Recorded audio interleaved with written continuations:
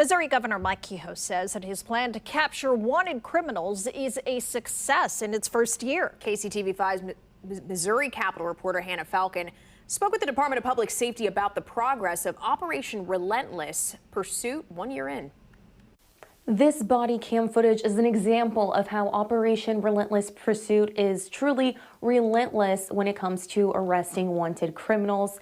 The man in this video was a convicted sex offender. Operation Relentless Pursuit was a day one priority for Kehoe, created to track down and apprehend suspects with warrants. Over 1,500 people have been arrested across 81 counties and the city of St. Louis in the first year.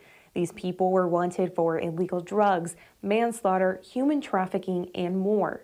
Especially rural Missouri, the police departments and sheriff's departments just don't have the resources to dedicate, to this type of mission. But combined, if we pool our resources, you have a force multiplier.